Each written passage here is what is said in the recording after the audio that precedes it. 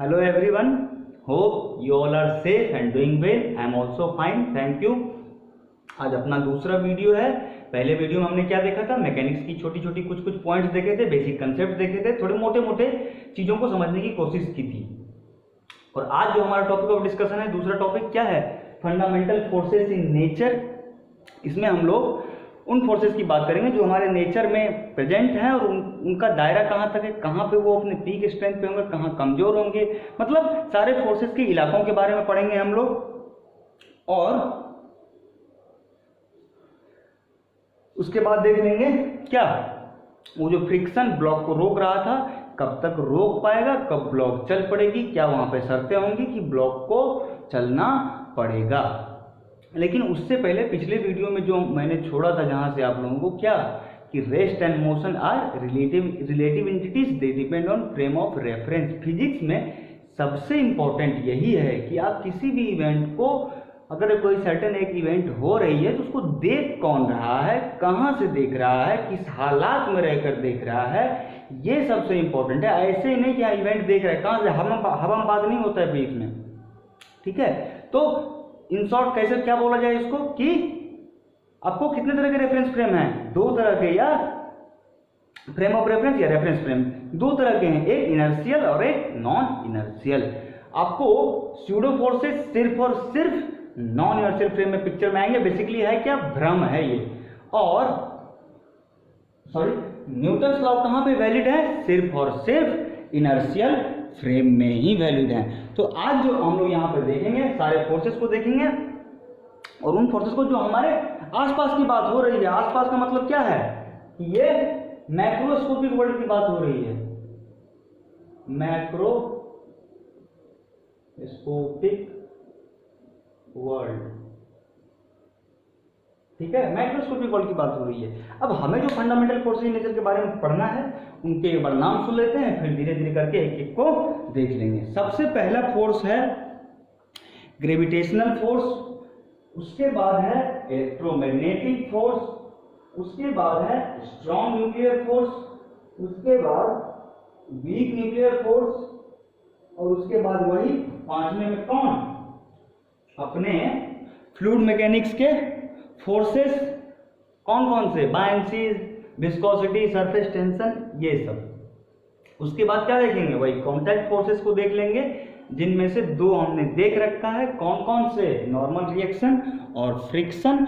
आज उनके बारे में भी थोड़ी थोड़ी बातें और कर लेंगे और अंत में देखेंगे ब्लॉक कब चल पड़ेगा। वीडियो ये भी बड़ा होगा, अब इसके लिए कुछ कर नहीं सकते, वो जो एक फ्लो में आता है ना, वो आपके लिए इंफॉर्मेशन सटीक और एक्यूरेट होगा और वो आपके लिए भी बेनिफिशियल होगा। एक अब 20-20 मिनट 25 मिनट के वीडियो बनाना तो खुद ही, मतलब यहाँ कंपैरिजन भी करना है ना, सबको एक साथ लेके चलना है। और दो वीडियोस में जो है मतलब ऑलमोस्ट अपने सिलेबस के मैक्सिमम चीज़ों को छू लेना है, आपको फैमिलियर कराना है, कुछ कंसेप्ट्स के फील्ड डेवलप कराने हैं, टाइम इसलिए लगेगा।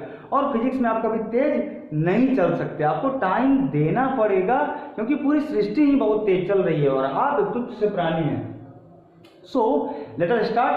पहला फोर्स जो है क्या है, ग्रेविटेशनल फोर्स है, उसके बारे में देखते हैं, फिर एक एक करके धीरे धीरे सबको देख लेंगे। So let us start. पहला फोर्स है ग्रेविटेशनल फोर्स, या इसी को ग्रेविटी भी बोलते हैं। ग्रेविटेशनल फोर्स को एक लाइन में बोलना हो, बोल दीजिए पूरी सृष्टि का कर्ता धर्ता है ये, अपनी पूरी सृष्टि को कौन चला रहा है, यही ग्रेविटी। और क्या बोल सकते हैं ग्रेविटी के बारे में, कि ग्रेविटी का काम है पूरी सृष्टि को अपने बाहों में समेटकर सबको एक साथ प्यार से लेकर चलना, ठीक है। और क्या बोल सकते हैं ग्रेविटी के बारे में, ग्रेविटी हमारे जीने का आधार है, इस सेंस में कि अभी तक जो है हमने अर्थ पे ही लाइफ को देखा है। अब न्यूज में कुछ भी आता है कि हाँ यहाँ ये हुआ वो हुआ, लेकिन अब वो न्यूज है, उसके बारे में मैंने कोई डिटेल में पढ़ाई उसकी नहीं की, तो जो जिस पे मैं श्योर हूं उसी की बात करेंगे, ठीक है। सो अर्थ पे लाइफ अवेलेबल है, क्यों, क्योंकि अर्थ की ग्रेविटी की वो यूनिकनेस है कि यहाँ पर लाइफ अवेलेबल है।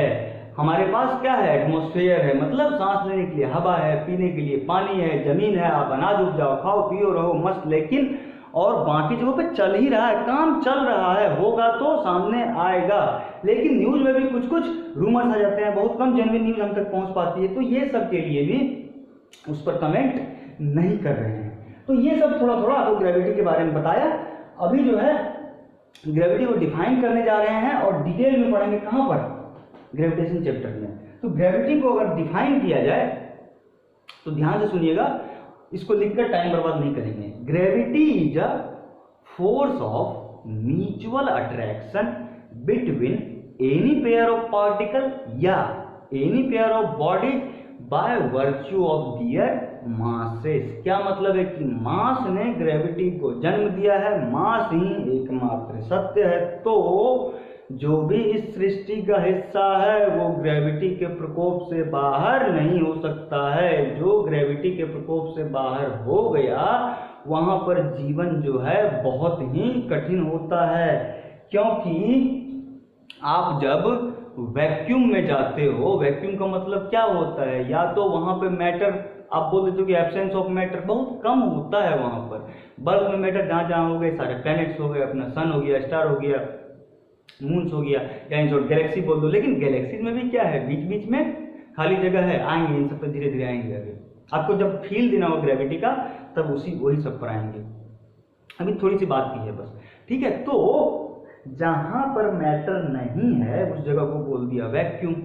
वैक्यूम का एक और डेफिनेशन है कि वैक्यूम उस जगह को बोलते हैं जहां का प्रेशर कंडीशन क्या हो, जितना हम पर नॉर्मली हम लोग 24 घंटे क्या हवा में डूबे हुए हैं, और हम लोग हवा में डूबे हुए हैं, हमें सांस लेने के लिए हवा की जरूरत होती है, और हवा का जो परत इसे क्या बोलते हैं, एटमॉस्फेयर बोलते हैं, जो सैकड़ों किलोमीटर ऊपर तक फैला हुआ है। तो और हवा के मॉलिक्यूल क्या हैं, छितरे हुए हैं एक दूसरे से दूर, क्यों, क्योंकि गैस है। तो उन मॉलिक्यूल्स की वजह से जो हम पर प्रेशर लगता है उसको क्या बोलते हैं, एटमॉस्फेरिक प्रेशर बोलते हैं। कितना होता है 1.013 इंटू 10⁵ पास्कल या न्यूटन पर मीटर स्क्वायर। बहुत ही हाई ऑर्डर का प्रेशर है, लेकिन हमें फील क्यों नहीं होता, क्योंकि हम जन्मे ही इसी में है बे।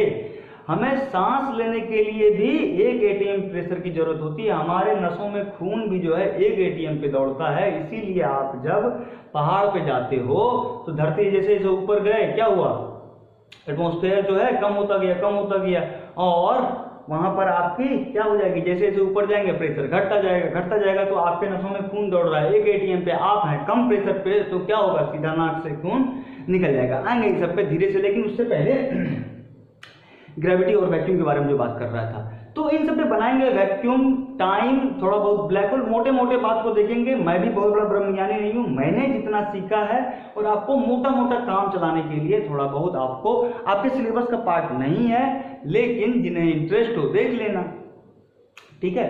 तो वो है। अब वैक्यूम में क्या हुआ, प्रेशर कंडीशन एटमॉस्फेयर से कम है या मैटर कम है, तो इसीलिए आप सबको पता होगा ये बात कि जब एस्ट्रोनॉट्स वैक्यूम में जाते हैं तो उनको बहुत सारी कठिनाइयां होती है, उनके फेस में स्वेलिंग आ जाती है, सांस लेने में दिक्कत होता है, हेडेक होता है। लेकिन ध्यान से सुनिएगा, उनके पैरों में कभी स्वेलिंग नहीं आती है। क्यों, क्योंकि आपको वहां पे वेट सेंस ही नहीं होगा, वहां पे ग्रेविटी दुर्बल है। सृष्टि का एक भी हिस्सा ग्रेविटी के प्रकोप से बाहर नहीं, वहां दुर्बल है, कम है, जो कोई अपना कुछ खास असर नहीं छोड़ सकता, क्योंकि वहां पे आपको वेट ही नहीं सेंस होगा अपना। आप वेट को सेंस करने के लिए आपको एक सरफेस चाहिए, वो सरफेस चाहे जमीन हो या वेइंग मशीन हो, तभी आप वेट को फील कर पाएंगे। तो वहां पे आपको वेट सेंस नहीं होगा, तो पैरों में स्वेलिंग नहीं आएगी। और स्पेस में हर डायरेक्शन सेम ही है, वो जो इनफाइनाइट डायरेक्शन बोलते हैं हम लोग, वो सेम ही है, एक ही तरह का है, हॉरिजॉन्टल वर्टिकल जमीन पर। इसीलिए उन्हें क्या होती है, ओरिएंटेशन की बहुत प्रॉब्लम होती है, मिसमैचिंग वहां पे बहुत ज्यादा होती है, बहुत दिक्कत होता है। इन सब पे आएंगे वही उसी वीडियो में, वो भी बड़ा होगा, अभी नहीं बता दे रहा हूँ, मोटे मोटे चीजों को ही देखेंगे, लेकिन वो बड़ा टॉपिक है तो उसमें टाइम देना पड़ेगा। सो ग्रेविटी जहां पर एब्सेंस है तो क्या बोल सकते हैं, वहां पे जीने का कोई सवाल ही नहीं उठता। क्यों, क्योंकि ग्रेविटी मास से ही जन्मी है, और आपको सृष्टि का हिस्सा होना है तो मास पोज करना पड़ेगा, ग्रेविटी के प्रकोप में रहना पड़ेगा। अब आपको कुछ कुछ कीवर्ड्स देख लेते हैं ग्रेविटी के। क्या बोला था? अट्रैक्टिव फोर्स है। अट्रैक्टिव फोर्स का क्या मतलब है? जिन भी दो बॉडीज के बीच में ग्रेविटी एक्ट करेगी, दोनों बॉडीज के बीच की दूरियों को कम करेगी। ग्रेविटी कभी दूरियां पैदा नहीं करता। जिन भी दो बॉडीज के बीच में ग्रेविटी एक्ट कर रही होगी, एक दूसरे से चिपकने की कोशिश ही करेंगे। अट्रैक्टिव नेचर का फोर्स है। और ये क्या है? अब जैसे ये जन्मा किससे है? मास से। तो मास को किसी से फर्क नहीं पड़ रहा था। यहाँ रखो, अभी से किसी और कोने में रखो, घर में ठंडा है, कोई फर्क नहीं पड़ रहा था। ये भी, और मास को किसी से भेदभाव नहीं था कि यहाँ पे धरती में रखिए या किसी और कोने में रखिए, आपको सेम ही होगा। तो ये भी उसी के वजह से जन्मा है। तो ग्रेविटी भी कोई भेदभाव नहीं करता है। जहां भी, या तो बॉडी या पार्टिकल को यहाँ रखो या आगे से किसी और कोने में रखो, जहां भी होंगे दूरियां कम हो रही हो, एक दूसरे से चिपकने की कोशिश कर रहे होंगे। क्यों? क्योंकि ग्रेविटी किसकी चीज पे डिपेंड करती है? यूनिवर्सल ग्रेविटेशनल कांस्टेंट, जो कि एब्सोल्यूट क्वांटिटी है through out universe. Constant mass क्या है? एब्सोल्यूट। हाँ, दूरी बढ़ेगी तो कमजोर होगा, दुर्बल होगा, लेकिन दूरी बढ़ने के लिए आपको ग्रेविटी जिम्मेवार नहीं है। दूरी आप अपनी मर्जी से बढ़ाते हैं, मतभेदों से, मनमुटाव से। अब आप खुद ही ठान लो कि दूर जाना है, तो ग्रेविटी भी क्या कर देगा? हाँ जाओ। लेकिन वो जो फीलिंग रह जाता है थोड़ा बहुत ना, किसके वजह से? ग्रेविटी की वजह से। तो ग्रेविटी को भी क्या, किसी से फर्क नहीं पड़ेगा। अंतरिक्ष से किसी और कोने में भी रख दो, दो बॉडीज को चिपकेंगे ही और सेम ही ग्रेविटी शो करेंगे। तो क्या लिख सकते हैं इस पर? Independent of medium between the particles। ये है ग्रेविटी। अब आपको ग्रेविटी का थोड़ा सा फील दिलाने के लिए, इससे डिटेल में पढ़ेंगे वहीं पे ग्रेविटेशन चैप्टर में ही, आपको फील दिलाने के लिए थोड़ा सा लीक से बाहर जा रहा हूं, कुछ छोटी छोटी चीज बताकर आपको थोड़ा सा एक फील डेवलप कराने की कोशिश है। अब आप जो ये तीन चार चीजें सुनते हो ना, मास, प्रेशर, डेंसिटी, ये क्या है? ये मॉलिक्यूल को ही रिप्रेजेंट करते हैं। किसी बॉडी में ज्यादा पार्टिकल या ज्यादा मॉलिक्यूल है तो उसके सारे पॉइंट मासेस को जोड़ोगे तो उसका मास क्या होगा? ज्यादा होगा। तो मास भी क्या है? मॉलिक्यूल ही है। एक पार्टिकल को क्या बोल दो? मॉलिक्यूल बोल दो। ठीक है, तो मास भी मॉलिक्यूल है। सो ये कोई एक सिलेंडर है, ये इसका पिस्टन है, इसमें कोई गैस है। इनिशियली क्या होगा? हवा की तरह ही इधर उधर छितरा होगा, फैला होगा, आपस में कोई बहुत यूनिटी नहीं होगा। तो वो जो आप प्रेशर बोलते हो, प्रेशर क्या होता है? ये जो कोई एक गैस का मॉलिक्यूल इस कंटेनर के वाल पर धक्का मारेगा, वही क्या है? प्रेशर है। फोर्स अपॉन एरिया बोलते हैं, लेकिन क्या है ये पार्टिकल या ये मॉलिक्यूल जब टक्कर मारेगा तो कैसे मारेगा? इस कंटेनर के वाल के परपेंडिकुलर डायरेक्शन में मारेगा। तो normal force per unit area होता है pressure, force per unit area नहीं होता है। ठीक है, अब आप क्या करो, सपोज इसकी प्रेशर P1 है, प्रेशर भी क्या है? मॉलिक्यूल ही है, उसी को समझ ही रहे हैं। अब आप इसको क्या करो? कंप्रेस करो, कुछ फोर्स लगाओ। पिस्टन सिलेंडर का तमाशा देखेंगे थर्मोडायनेमिक्स में, सारे न्यूमेरिकल ढेर सारे देखेंगे, बहुत मजा आएगा। अभी थोड़ा थोड़ा आपको बस झलक दिखाया जा रहा है। तो ये कैसे दिखेगा? जब आपने इसको कंप्रेस कर दिया, कैसे दिखा? ये कुछ ऐसे दिखेगा यहाँ पे। लेकिन क्या हो चुका होगा? मॉलिक्यूल्स चिपक चुके होंगे, एकदम नजदीक आ चुके होंगे और वो सब एक साथ मिलकर एकदम जोर से धक्का मारेंगे इस दीवार के परपेंडिकुलर डायरेक्शन में। तो क्या हो गया? प्रेशर बढ़ गया। इसी को क्या बोल देते हो? कंप्रेशन बोल देते हो। प्रेशर बढ़ गया, वॉल्यूम घट गया। तो अगर यहाँ पे प्रेशर P2 है तो क्या होगा? P2 greater than P1। तो मास भी मॉलिक्यूल, प्रेशर भी मॉलिक्यूल। डेंसिटी क्या होता है? कोई एक सर्टेन वॉल्यूम है जो बड़ी है, तो उसमें अगर किसी भी स्टेट ऑफ मैटर के कुछ मॉलिक्यूल हैं तो वो कैसे दूर दूर फिट होंगे। लेकिन और इसकी डेंसिटी क्या होगी? मास अपॉन वॉल्यूम मैथ्स है, लेकिन फिजिक्स क्या है कि मॉलिक्यूल को रिप्रेजेंट करती है। मास अपॉन वॉल्यूम डेंसिटी नहीं होती है, फॉर्मूला है वो। सो यहाँ की डेंसिटी क्या है? ρ1 है। अब इतने ही मॉलिक्यूल किसी छोटे कंटेनर में फिट आ जाए, छोटे वॉल्यूम में फिट कर दो, तो क्या सर्द होगा उनको जो है चिपक कर रहना पड़ेगा। तो चिपके हुए हैं ये पूरे। तो यहाँ पे ये कौन से डेंस स्टेट में होंगे, यहाँ पे डेंस नहीं है। क्यों? क्योंकि मोलिक्यूल एक दूसरे से दूर हैं, और जब मोलिक्यूल चिपकेंगे तो इंटरमोलिकुलर फोर्सेस जो पिक्चर में आएगी वो बहुत ही स्ट्रांग होगी और डेंसिटी क्या होगा, बढ़ेगा। क्यों? क्योंकि सेम मोलिक्यूल को आपने, सेम नंबर ऑफ मोलिक्यूल्स को दो अलग अलग वॉल्यूम में रखा है। जिसकी वॉल्यूम छोटी उसमें जो होगा मैटर वो क्या होगा, डेंस होगा। तो ये क्या हो गया, ρ2 ग्रेटर देन ρ1। तो मास हो, मॉलिक्यूल हो, सॉरी मास हो, प्रेशर हो और डेंसिटी हो, क्या है, सब सेम ही है। सो अब आपको एक केस बताते हैं कि एकदम फंडामेंटल पॉइंट्स हैं, ध्यान से सुनिएगा कि अपने स्पेस में मैक्सिमम जगह पे क्या है, वैक्यूम है और मैटर जो है आपको हर जगह पर नहीं है। और दूसरा फंडामेंटल पॉइंट ये है कि अपने यूनिवर्स का कोई सेंटर नहीं है। तो सेंटर नहीं होने की वजह से क्या हो जाएगा, उसके पास कोई डिफाइंड एसिमेट्रिक शेप नहीं होगी। तीसरा फंडामेंटल पॉइंट ये है कि अपना यूनिवर्स जो है कंटिन्यूअसली एक्सपैंड करता चला जा रहा है, फैलता चला जा रहा है। तो ये तीन फंडामेंटल पॉइंट्स थे कि क्या यूनिवर्स का कोई सेंटर नहीं है, मैक्सिमम जगह पे वैक्यूम और यूनिवर्स क्या कर रहा है, फैलता चला जा रहा है। अब आपको बस मिल्की वे गैलेक्सी को देखना है, ध्यान से सुनिएगा। मिल्की वे, हालांकि मिल्की वे गैलेक्सी भी पूरी भरी भी नहीं है। आप क्या, जैसे अर्थ के ऑर्बिट में अर्थ घूम रहा है, मार्स के ऑर्बिट में मार्स घूम रहा है, लेकिन इन दोनों के बीच के जगह क्या बोलते हैं, वैक्यूम बोलते हैं, वहां पे मैटर कम है। अब हर प्लैनेट के ऑर्बिट के बीच में क्या है, एस्ट्रॉइड्स हैं, कॉमेट्स हैं, लेकिन मेजर पोर्शन कहाँ पे है, मार्स और जुपिटर के बीच में है। तो अब ये सब बातें आपको पता है, लेकिन आपको क्या है, मोटा मोटा थोड़ा फील्ड डेवलप मोटे मोटे चीजों से ही होगा।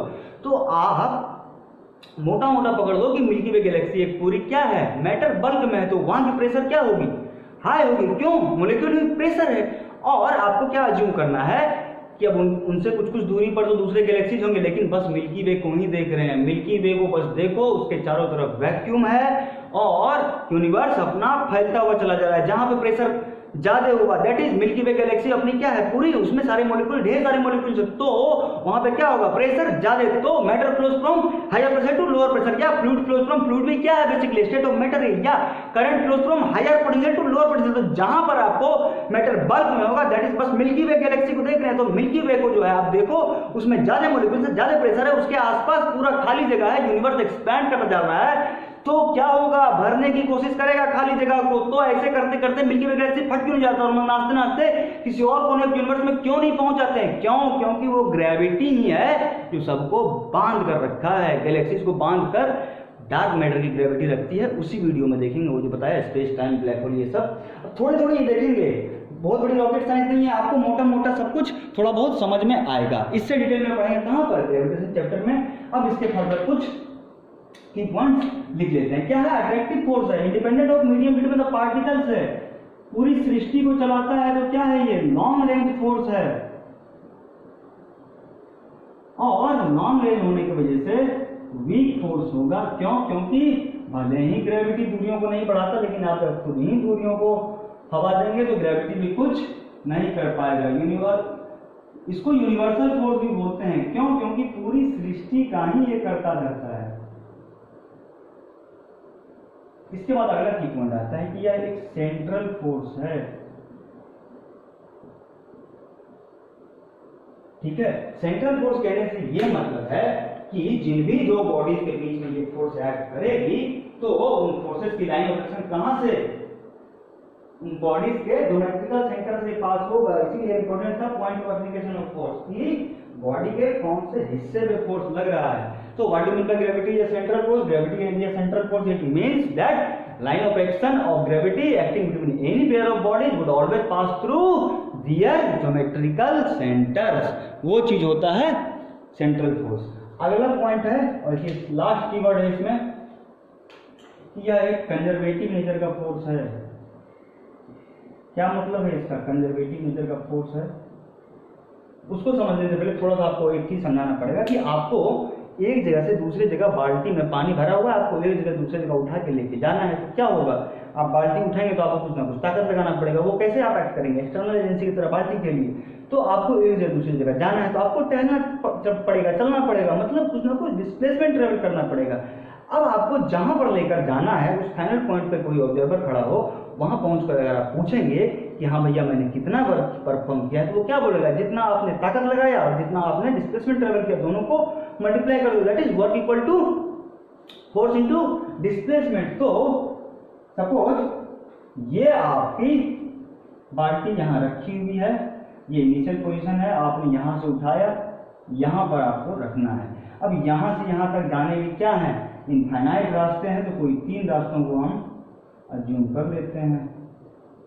ये हुआ 1 2 3, पार्ट 1 पार्ट 2 पार्ट 3। इधर से गए आपको W1 वर्क करना पड़ा, इधर से गए W2 वर्क करना पड़ा, इधर से गए W3 वर्क करना पड़ा। तो अगर आपको पता करना हो कि आपने जो बाल्टी पर ताकत लगाई है या फोर्स लगाया है वो कंजर्वेटिव है, तो इसका क्या शर्त है, इसका शर्त ये है कि आप किसी भी रास्ते से चले जाओ, आपको कसरत मशक्कत बराबर ही करनी पड़ेगी। वर्क जो है रास्तों का भेदभाव नहीं करेगा।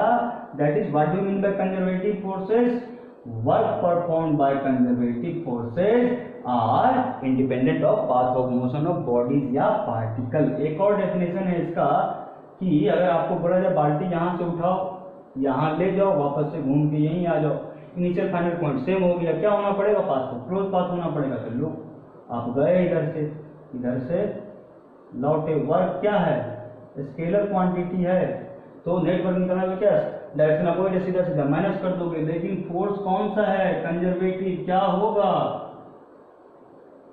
W1 माइनस W2 क्या हो जाएगा, 0। तो कंजर्वेटिव फोर्स का ये भी डेफिनेशन है कि हर वो फोर्स कंजर्वेटिव फोर्स है जिसके द्वारा अगर आप किसी क्लोज पाथ में वर्क परफॉर्म करो तो आपके वर्क को शून्य गिना जाएगा। ये है। अब आपको इसको और अच्छे से समझाने के लिए आप जो ये पोटेंशियल एनर्जी सुनते हैं ना, तो पहली चीज तो पोटेंशियल एनर्जी भी एक रिलेटिव क्वांटिटी है, रेफरेंस आपको बताना पड़ेगा। धरती पर रखी चीजों की आप 0 ले लेते हैं, लेकिन अर्थ की खुद स्पेस में कुछ ओरिएंटेशन है, तो अगर ऑब्जर्वर वहां हो उनके हिसाब से 0 नहीं होगा।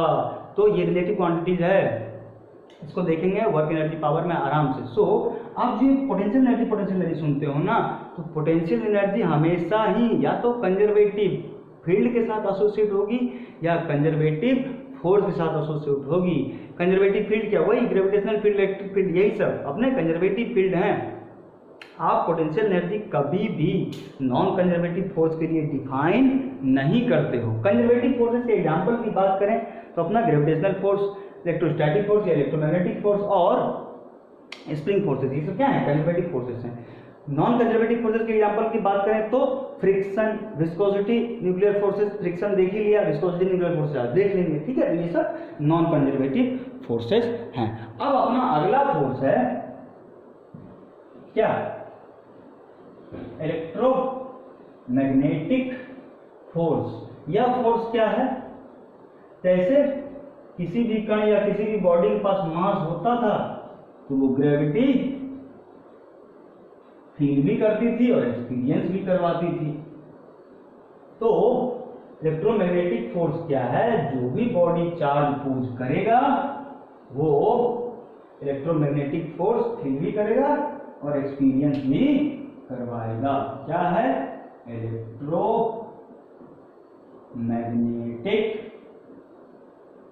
फोर्स। कैसे डिफाइन करें, फोर्स बिटवीन चार्ज पार्टिकल्स, ये होता है, या बॉडी,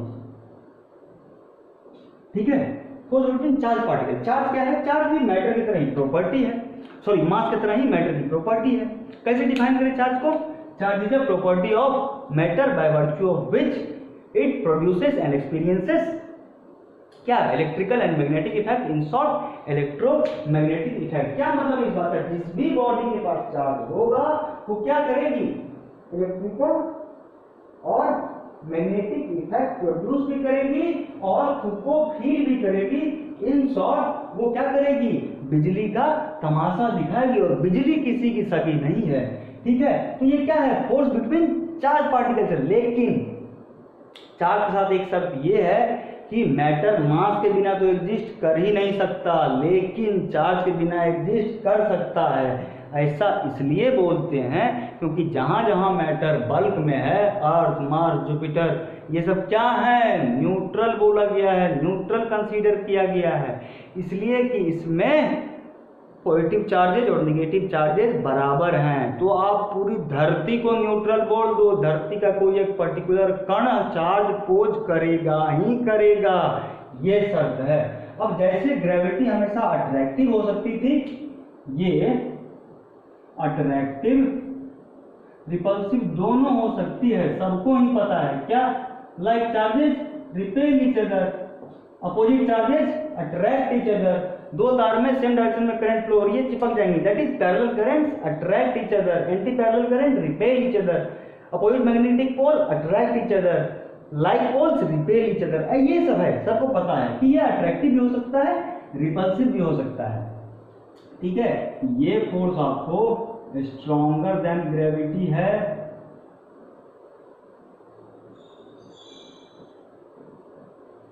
अगर कंपैरिजन के लिए बात कर रहे हैं तो एग्जांपल से देखें, अगर किन्हीं दो प्रोटॉन के बीच में देखें तो इलेक्ट्रोमैग्नेटिक फोर्स जो है ना वो 10⁻36 टाइम्स ग्रेविटेशनल फोर्स है। ये कहाँ से आया है, इलेक्ट्रोस्टैटिक्स में देखेंगे। ठीक है, इलेक्ट्रोस्टैटिक्स में आराम से देखेंगे। तो इतना होता है, ये भी लॉन्ग रेंज फोर्स ही है। कंजर्वेटिव बता ही दिया था, लॉन्ग रेंज फोर्स है। ठीक है, अब जहां जहां मैटर बल्क में है आप उसको क्या बोल दिए कि न्यूट्रल है। इसी पे एक क्वेश्चन आया हुआ था कि अर्थ का साल या 2 साल पहले 12th के बोर्ड में आया था, सीबीएसई का शायद, कि अर्थ का इलेक्ट्रिक पोटेंशियल 0 क्यों लेते हैं। क्यों, क्योंकि पूरी अर्थ को आप क्या बोले हो, न्यूट्रल। न्यूट्रल तो चार्ज ही पोज नहीं करेगा, चार्ज नहीं होगा तो क्या, वो फील्ड नहीं प्रोड्यूस करेगा ना। आपको क्या बताया था, किसी भी फील्ड को प्रोड्यूस करने को बॉडी चाहिए एक, और जब चार्ज ही नहीं होगा तो उससे इलेक्ट्रिक फील्ड एसोसिएट होंगे नहीं होंगे। जब इलेक्ट्रिक फील्ड ही नहीं आया पिक्चर में तो कहां से पोटेंशियल आप इसका डिफाइन कर दो, इसीलिए 0 बोलते हैं।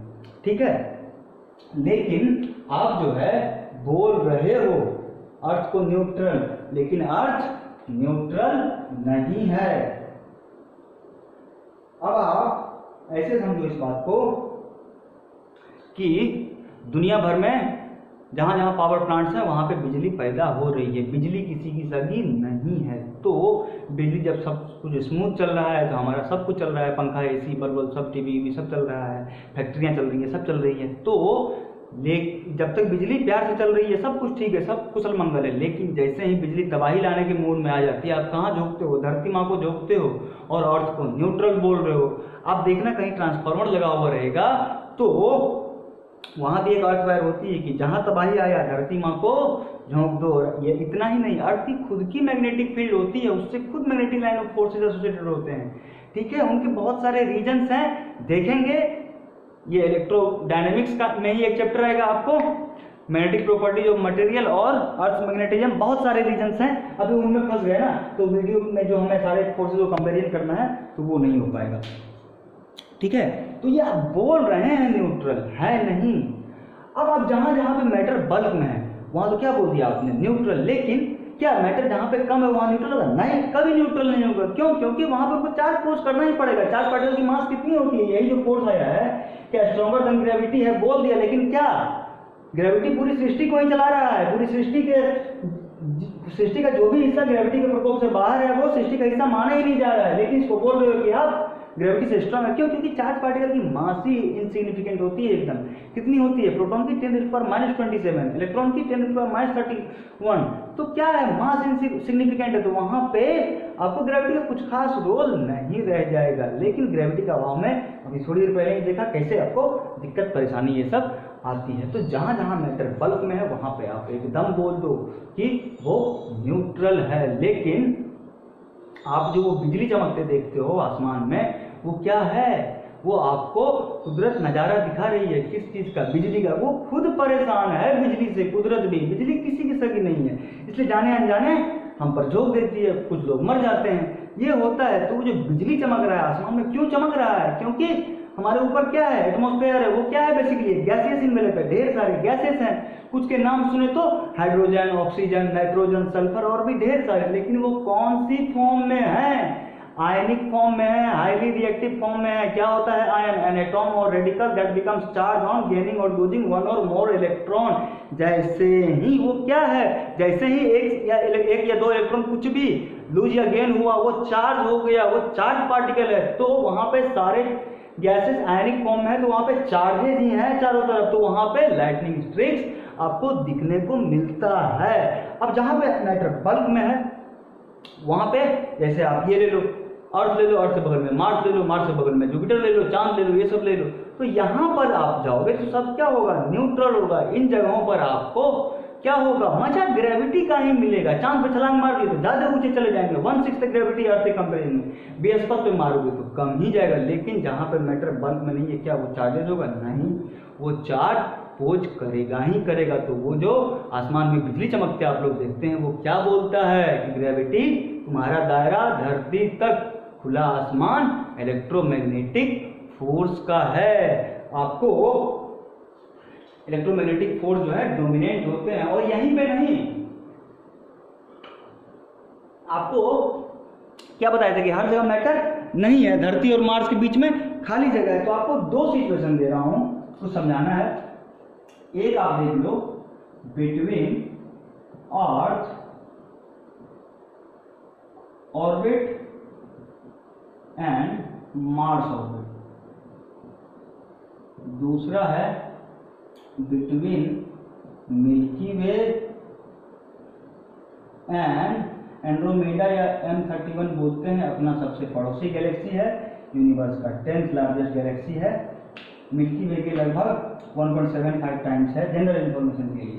तो ये इन दोनों, अर्थ अपने ऑर्बिट में घूमा, मार्स अपने ऑर्बिट में, इन दोनों के बीच में क्या है, खाली जगह है। वो जो क्या बोला, वैक्यूम। तो वहां पे अगर ये वॉल्यूम है आपको 1 सेंटीमीटर क्यूब, यहाँ पे 1 सेंटीमीटर का वॉल्यूम कंसीडर करोगे तो आपको 1 2 3 4 5 पार्टिकल मिलेंगे, 5 कण मिलेंगे, 5 मॉलिक्यूल मिलेंगे। ठीक है, ये हो गया, या 5, हाँ वो हो गया। ठीक है, अगर आप यहाँ पर मिल्की वे और M31 के बीच में एक वॉल्यूम 1 सेंटीमीटर के आसपास कंसीडर करेंगे तो आपको 1 पार्टिकल मिलेगा। अब आप यहाँ पे 5 चार्ज पार्टिकल है, यहाँ पे एक, क्योंकि ये चार्ज पुश करेगा ही करेगा, यहाँ पे 1 चार्ज पार्टिकल है। इसी पार्टिकल को आप कहाँ रख दो, अर्थ पे। तो उसे मैं ब्लैक कलर से दिखा रहा हूँ। ठीक है, अर्थ पे रखा तो अर्थ न्यूट्रल, तो ये भी न्यूट्रल। लेकिन यहाँ पे 1 चार्ज पार्टिकल है, यहाँ पे 5 चार्ज पार्टिकल है। तो यहाँ पर क्या होगी, इलेक्ट्रोमैग्नेटिक फोर्स ज्यादा डोमिनेट होगी, यहाँ पे कमजोर होगी। यहाँ पर तो क्या बात ही मत करो। तो इनको क्या पड़ रहा है, जगह वक्त परिस्थिति हालात से फर्क पड़ रहा है। कहाँ है चार्ज पार्टिकल, दैट इज ये मटेरियल मीडियम पे डिपेंड कर रहे हैं। ठीक है, सो क्या बोलेंगे, dependent on material medium between the particles. ये होता है। अब जनरली इन फोर्सेस को इलेक्ट्रोमैग्नेटिक फोर्स क्यों बोलते हैं, क्योंकि एक बहुत बड़े साइंटिस्ट का स्टेटमेंट है, जब पढ़ेंगे तब नाम लेके पढ़ेंगे, उनके पूरे लॉ को पढ़ेंगे, डिपेंडेंट ऑन। उनका स्टेटमेंट ये है कि इन जनरल, हमेशा नहीं बोल रहा हूं, in general maximum number of cases में क्या होता है कि इलेक्ट्रिकल और मैग्नेटिक फेनोमेना सेपरेबल नहीं होते हैं। इसीलिए इन फोर्सेस को क्या बोल दिया जाता है, इलेक्ट्रोमैग्नेटिक फोर्स बोल दिया जाता है। क्यों, क्योंकि चार्ज अगर रेस्ट पर रुका हुआ है, बैठा हुआ है चुपचाप, तो वो क्या क्या कर सकता है। पिछले वीडियो में ही बताया था, किसी भी फील्ड को प्रोड्यूस करने के लिए सोर्स बॉडी चाहिए होती है। सो चार्ज अगर बस रेस्ट पर है तो वो क्या करेगा, उससे बस इलेक्ट्रिक फील्ड एसोसिएटेड होंगे, और वो क्या क्या कर सकता है, इलेक्ट्रोस्टैटिक फोर्स फील भी कर सकता है, अगले को एक्सपीरियंस भी करा सकता है। लेकिन वही चार्ज जब मोशन करने लग जाए तो क्या होगा, आपको करंट पिक्चर में आएगा। लेकिन शर्त क्या है, मोशन यूनिफॉर्म मोशन होना चाहिए, एक्सीलरेशन नहीं आना चाहिए, आपको एक्सीलरेशन 0 होना चाहिए उसमें।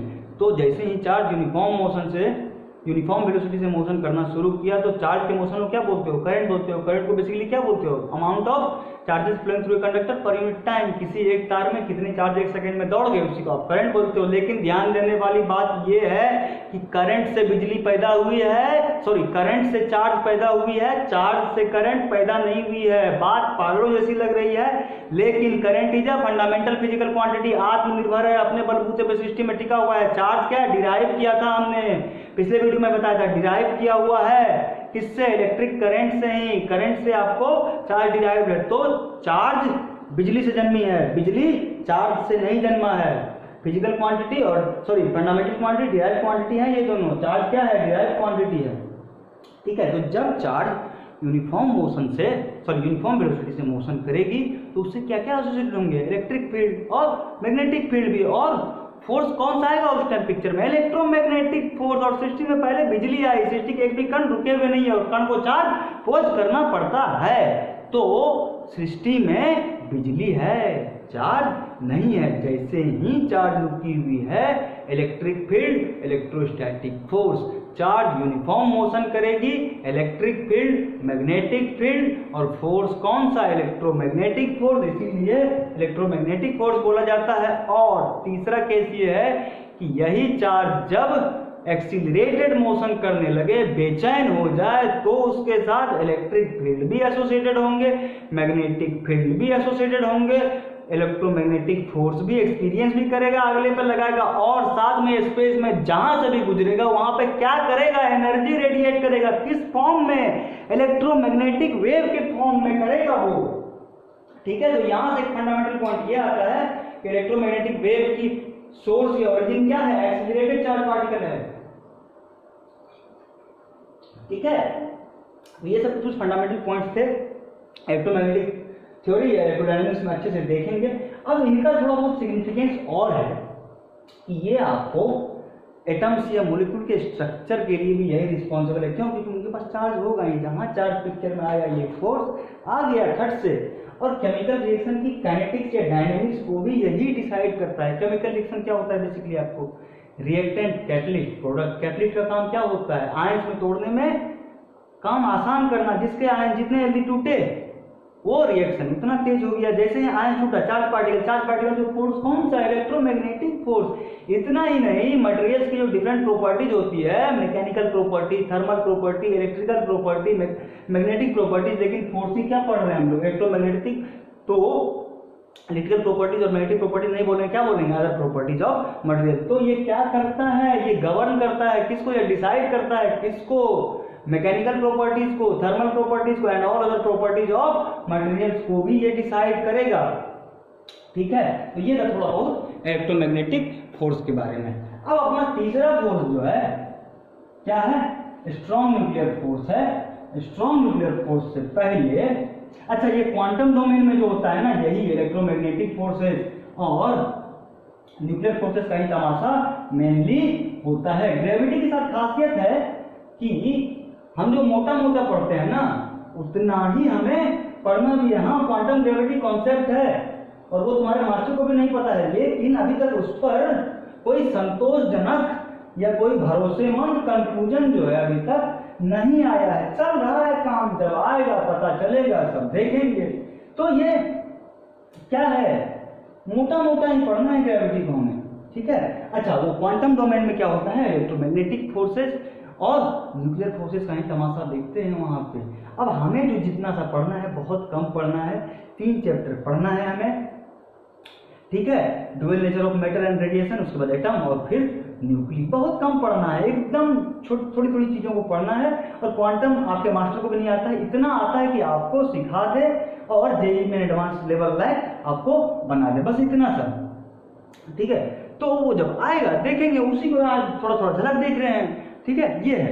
अब अपना तीसरा फोर्स क्या है? Strong nuclear force. Strong nuclear force से पहले आप सबको ही ये पता होगा कि मैटर जो है किससे मिलकर बना हुआ है? एटम्स से। और एटम्स फर्दर किससे? इलेक्ट्रॉन, प्रोटॉन, न्यूट्रॉन से, जिसमें इलेक्ट्रॉन जो है जैसे सारे प्लैनेट्स अपने एक्सिस पर भी घूमते हैं और अर्थ के सन के चारों तरफ भी चक्कर काटते हैं, वैसे ही इलेक्ट्रॉन भी क्या करता है, अपनी एक्सिस पर भी घूमेगा और न्यूक्लियस के चारों तरफ घूमेगा। तो न्यूक्लियस किसका एनालॉगी है न्यूक्लियर ओरिजिन में, सन का। ठीक है, तो अब थोड़ी देर पहले हमने पढ़ा कि like charges repel each other. कोई एक एलिमेंट ले लो, लेटेस्ट से नाइट्रोजन, कितना है एटॉमिक नंबर 7, कितना 7 प्रोटॉन 7 इलेक्ट्रॉन 7 न्यूट्रॉन, लेकिन 7 प्रोटॉन 7 न्यूट्रॉन कहाँ है, एक न्यूक्लियस में बैठा हुआ। अबे एक कण के अंदर न्यूक्लियस होता है, उसकी साइज कितनी है, और वहां पे 7 न्यूट्रॉन और 7 प्रोटॉन बैठे हुए हैं। क्या है, लाइक चार्जर रिपेल इधर, प्रोटॉन को रिपेल कर रहा होगा, न्यूट्रॉन को रिपेल कर रहा होगा। ऐसे में ही ये एक दूसरे से दूर भागने की कोशिश कर रहे होंगे। तो ऐसे में ये क्या कर रहे होंगे, न्यूक्लियस को चीरने की कोशिश कर रहे होंगे। तो न्यूक्लियस भी क्यों नहीं फट रहा है, क्यों, क्योंकि स्ट्रॉन्ग न्यूक्लियर फोर्स जो है वो क्या कर रहा है, बांध कर रख रहा है हर एक कण को और उस रिपल्सन को ध्वस्त कर दे रहा है। कैसे डिफाइन करेंगे स्ट्रॉन्ग न्यूक्लियर फोर्स को, strong nuclear forces binds protons and neutrons within the nucleus। Nucleus को फटने से रोकता है, मतलब क्या है, responsible for stability of nucleus. और शुरू में एक लाइन क्या बोला था कि इसको हर कण को संभालना होता है। ग्रेविटी पूरी सृष्टि को चलाता है, लेकिन वो कहां पर उसका बोलबाला है, जहां जहां बल में धरती पे। लेकिन एक एक कण को कौन संभालेगा, यही तो एक एक कण की स्टेबिलिटी देखनी होती है। इससे इसको क्या होना पड़ेगा, strongest fundamental force in nature होना पड़ेगा। Strongest fundamental force in nature है।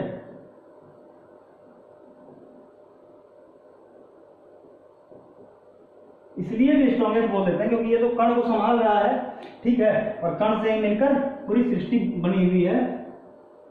क्योंकि ये बहुत ही शॉर्ट रेंज फोर्स है। एक कण के अंदर न्यूक्लियस है, न्यूक्लियस साइज कितनी होती है, फर्मी मीटर में होती है, 10⁻⁻15 मीटर। ठीक है, तो रेंज देखिए कितना है, 10⁻⁻15 मीटर। इसी को फर्मी मीटर बोलते हैं, फर्मी मीटर। और 10 फर्मी मीटर के बाद ये काम भी नहीं करता है आपको। अगर इसके नॉन कंजर्वेटिव होता है, बताएंगे। अगर इसके स्ट्रेंथ की बात करें तो ये जो होगा 100 टाइम्स एफ इलेक्ट्रोमैग्नेटिक होगा, और इलेक्ट्रोमैग्नेटिक फोर्स कितने टाइम्स से ग्रेविटी के, 10⁻36। तो ये कितना हो जाएगा, strong nuclear force 10⁻38 times F gravity. हर एक कण को संभाल के लेके चलना होता है आपको, इसीलिए इनको सबसे मजबूत होना पड़ता है। ठीक है, अब आप जो वो कुछ टर्म सुन रखे होते हो कि radio activity, nuclear fission, nuclear fusion, कौन कराता है ये सब, यही। जब यही स्ट्रॉन्ग न्यूक्लियर फोर्स अनबैलेंस हो जाए तो ये सारे फिनोमेना पिक्चर में आते हैं। जैसे मैकेनिक्स में क्या होता था, कोई भी अनबैलेंस फोर्स आपको एक्सीलरेशन प्रोड्यूस करेगा, तो ये क्या करेगा, यही radio activity, nuclear fission, fusion ये सब कराएगा। अब रेडियो एक्टिविटी क्या होती है, बेसिकली रेडियो एक्टिविटी आपको कोई भी हैवी या हैवी या अनस्टेबल न्यूक्लियस क्या करेगा, पार्टिकल या रेडिएशन एमिट करेगा या छोड़ेगा। क्यों, अपनी स्टेबिलिटी को गेन करने के लिए। और रेडियो एक्टिविटी जो है बस, या रेडिएशन जो है या एमिशन जो है, बस ये हैवी न्यूक्लियस ही नहीं करता। आपको इस सृष्टि में जिस भी कण के पास एनर्जी ज्यादा है वो बेचैन रहेगा, और वो अपनी बेचैनी को कम करने के लिए उस एनर्जी को लॉस करना चाहेगा, कर नहीं पाएगा, किसी और फॉर्म में ट्रांसफॉर्म करेगा जो उसे बेचैन कर रहा है, तो किसी कमजोर प्राणी को देकर वो, ताकि अपने स्टेबिलिटी को गेन करे और दोनों का काम चलता रहे। थर्मोडायनेमिक्स और हीट ट्रांसफर में एक स्टेटमेंट पढ़ेंगे, लॉ भी है। अब ये स्टेटमेंट से काम चलाते हैं कि कोई भी मैटर जो है किसी भी टेम्परेचर पे जो है हमेशा ही रेडिएशन एमिट करता है। एक्सेप्शन क्या है? Accept eight absolute zero of temperature that is 0 kelvin, 0 kelvin that is -273 degree Celsius. तो उसके अलावा, उस टेम्परेचर के अलावा सृष्टि के हर कण जो हैं आपको एमिशन करेंगे ही करेंगे। तो ये है क्या? रेडियो एक्टिविटी एक हैवी न्यूक्लियस की प्रॉपर्टी है। डेफिनेशन लिख के टाइम बर्बाद नहीं करना है। प्रॉपर्टी ऑफ हैवी या अनस्टेबल न्यूक्लियस। अब आपको न्यूक्लियस की स्टेबिलिटी देखने के बहुत सारे तरीके हैं, डिटेल में जब पढ़ेंगे तब देखेंगे, अभी एक ही देखेंगे। नाम है प्रोटॉन टू न्यूट्रॉन रेशियो। कहता क्या है कि कोई एक एलिमेंट है जिसके एटॉमिक नंबर Z है, किसको बताएगा? Number of electrons, number of protons को बताएगा ये। अब इसी एलिमेंट में नंबर ऑफ न्यूट्रॉन्स को कौन बता रहा है? M। तो अगर किसी एक पर्टिकुलर एलिमेंट में ये Z और M दैट इज प्रोटॉन और न्यूट्रॉन बराबर हैं तो वो स्टेबल न्यूक्लियस होगा। लेकिन यही जब M न्यूट्रॉन की संख्या बढ़ जाए, किससे? प्रोटॉन से, तो क्या होगा? ये अनस्टेबल न्यूक्लियस या हेवी न्यूक्लियस यही क्या करेगा? रेडियो एक्टिविटी शो करेगा। रेडियो एक्टिविटी के लिए एक शर्त है कि आपकी एटॉमिक नंबर 82 से ज्यादा होनी चाहिए, तभी आपके न्यूक्लियस को अनस्टेबल या हेवी न्यूक्लियस बोला जाएगा। अगर एग्जांपल्स की बात करें, हमारे पास कुछ एग्जांपल है रेडियो एक्टिव एलिमेंट्स के, जैसे यूरेनियम, रोडियम, थोरियम, एक्टिनियम, प्रोटेक्टेनियम और भी ढेर सारे हैं। हमारे पास लगभग 40 रेडियो एक्टिव एलिमेंट्स हैं। लेकिन रेडियो एक्टिविटी के साथ एक खासियत ये है, ये अपनी मर्जी से करता है अनस्टेबल न्यूक्लियस। कोई इसको बेचैन नहीं कर सकता कि करके दिखाओ करके दिखाओ, नहीं, इसको मन होगा तभी करेगा। अपनी मर्जी का मालिक है रेडियो एक्टिविटी, ठीक है। आप कोई बाहर से ताकत लगाकर रेडियो एक्टिविटी परफॉर्म नहीं करते हो या नहीं करवाते हो, करोगे तो खाकी हो जाओगे अपने आसपास, ये होता है। लेकिन क्या आपको न्यूक्लियर फिशन फ्यूजन खुद से हो जाएगा? नहीं, खुद से नहीं होगा। क्या होता है न्यूक्लियर फिशन? कोई एक हैवी न्यूक्लियस दो फ्रेगमेंट में टूट गया तो क्या खुद ही टूट जाएगा? नहीं, दिल टूटने के लिए वजह चाहिए होगी, दिल पर चोट चाहिए होगी। तो वो जो बॉम्बार्डमेंट सुनते हो वो क्या है? दिल पर चोट दिया जा रहा है ताकि दिल टूटे। तो वो जो बॉम्बार्डमेंट आप सुनते हो, क्या होता है? वो बेसिकली एक छोटे से पार्टिकल को इतना तेज एक्सीलरेशन दो कि इतनी जोर से जाके मारे कि वो हैवी न्यूक्लियस में पहले डिस्टॉर्शन लाएगा। एक ही बार में नहीं टूटता है, पहले डिस्टॉर्शन आएगा और डिस्टॉर्शन के स्टेज की जो एनर्जी होगी पहले और आखिरी जो टूटने के बाद छोड़ रहा है उससे ज्यादा होगी, पहले डिस्टॉर्ट होगा आपको। अब कैसे एक्सीलरेट कराते हैं चार्ज पार्टिकल्स को? मैकेनिज्म और मशीन की जरूरत पड़ती है, हमें पढ़ना है। एक मशीन साइक्लोट्रॉन बोलते हैं, उसमें डेरिवेशन भी करना है, पूरा मशीन का डायग्राम पढ़ना है, हमें छोटे मोटे पॉइंट्स को देखना है। तो अभी बस आपको नाम पता होना चाहिए, क्या? साइक्लोट्रॉन, ठीक है। तो उससे आप एक्सीलरेट करते हो, जोर से मारते हो और डिस्टॉर्शन हुआ, फिर उसके बाद दिल टूटे, ढेर सारा एनर्जी रेडिएट हो गया और उसको आप कहाँ यूज कर लेते हो? न्यूक्लियर पावर प्लांट्स में। कैसे? बिजली पैदा करने के लिए। यही सब है इसका सिग्निफिकेंस। अब जो न्यूक्लियर पावर प्लांट्स में जनरली कोई एक न्यूक्लियर रिएक्शन होता है उसको देखते हैं, बाकी और एग्जांपल्स और जो भी चीजें हैं जब कोर्स स्टार्ट होगा तब देखेंगे। अभी बस आपको झलक दिखाना है। तो ये ले लो आप, यूरेनियम 235 92, इस पर एक न्यूट्रॉन से टक्कर मार रहे हैं, क्या बनाएगा? Barium 141 56 plus krypton 92 36 plus 3 neutron और जन्म गए, प्लस ये एनर्जी रेडिएट करेगा। ये क्या है? इसको सेकेंडरी न्यूट्रॉन बोलते हैं। ये क्या है? 235 मास नंबर है यूरेनियम का। क्या बताता है? नंबर ऑफ प्रोटॉन और नंबर ऑफ न्यूट्रॉन को सम अप कर दो। ये एटॉमिक नंबर है। एक न्यूट्रॉन टक्कर मारा, बॉम्बार्डमेंट हुआ। ये बेरियम 141 प्लेटफॉर्म में टूटा, ढेर सारा एनर्जी रिलीज किया, लेकिन ये क्या है 3 और जन्म गए यहाँ पे, ये फिर से इसको बेचैन करेगा, ये फिर से इसको तोड़ने की कोशिश करेगा, और ऐसे ही चेन रिएक्शन जो है आपको प्रोपेगेट होती जाएगी। इसको क्या बोल देते हैं, चेन रिएक्शन, चेन रिएक्शन बोल देते हैं। अब ये 3 जो जन्म में है, आपको ये फिर इससे एक से टक्कर मारो तो फिर से 3 पिक्चर में आएगा, तो ऐसे करके ही बढ़ता चला जाएगा चेन, तो इसीलिए इसको बोल दिया चेन रिएक्शन। लेकिन जब ये चेन रिएक्शन प्यार से चल रहा है, कोई हड़बड़ाहट बेचैनी नहीं है, तब तक बिजली मस्त पैदा होगी आपको न्यूक्लियर पावर प्लांट में। लेकिन जब यही बेलगाम हो जाए, तबाही ला देगी, वही क्या हो जाता है, अनकंट्रोलेबल चेन रिएक्शन क्या हो जाता है, आपको एटॉमिक बॉम्ब का प्रिंसिपल हो जाता है।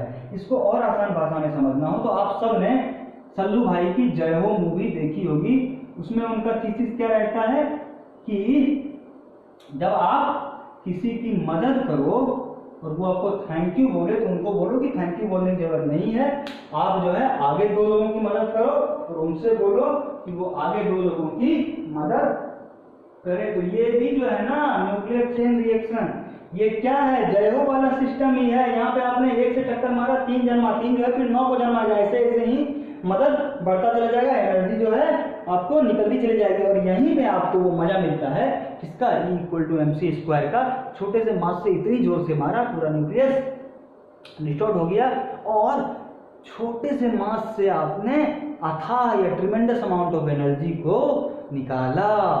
तो वो जो क्या होता है, मास एनर्जी इक्विवेलेंस क्या बोलते हैं उसको, E=mc², और स्टेटमेंट क्या है, mass and energy are interconvertible into each other. इसको देखेंगे और डिटेल से जब भी अपना कोर्स स्टार्ट होगा।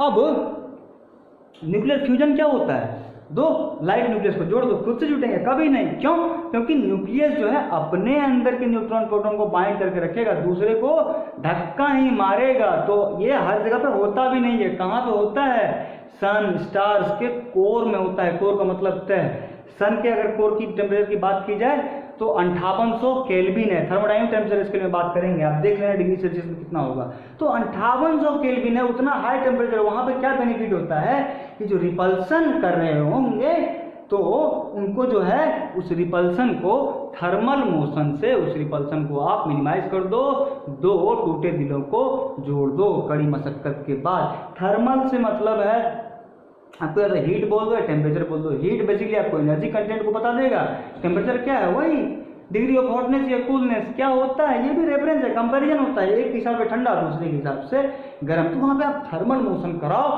तब जाकर ढेर सारी एनर्जी निकली, और सूर्य सदियों से धधकता आ रहा है और तारे सदियों से टिमटिमाते हुए चले आ रहे हैं। तो ये सब होता है, बाकी इससे डिटेल में देखेंगे कहाँ पर, मॉडर्न फिजिक्स में, तब वहां पर बात करेंगे। अब चौथा फोर्स जो है अपना वो है वीक न्यूक्लियर फोर्स, और ये फोर्स जो है ना आपको हमेशा पिक्चर में आता भी नहीं है, किसी एक सर्टेन न्यूक्लियर प्रोसेस में ही ये एग्जिस्टेंस में आता है। ऐसा एक प्रोसेस का नाम है बीटा डीके। सो क्या है, weak nuclear force.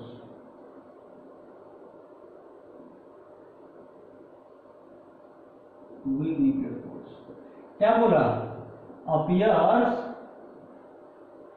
In certain special nuclear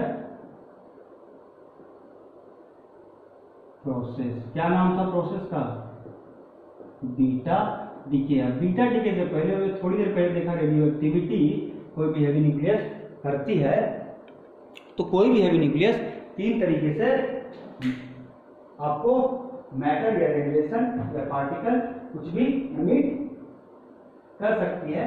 पहला है अल्फा डीके, इसमें क्या करेगी न्यूक्लियस, अल्फा पार्टिकल छोड़ेगी या अल्फा रे छोड़ेगी। तो अल्फा पार्टिकल क्या होते हैं, 2 unit positive charge of helium atom, जिसपे हीलियम में कितना एटम नंबर 2 और 2 प्रोटॉन, और आगे कितना हो गया 4 प्रोटॉन के मास के बराबर इसका मास होगा, और कितना चार्ज होगा +2।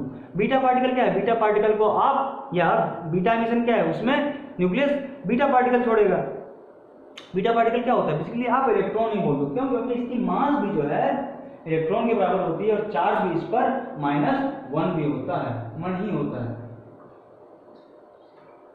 ऐसे डिफाइन करेंगे इसको बीटा डीके को, emission of electron from radioactive nucleus, radioactive nucleus. Gamma decay basically, gamma decay में या तो गामा पार्टिकल छोड़ेगा या गामा रेडिएशन छोड़ेगा आपको।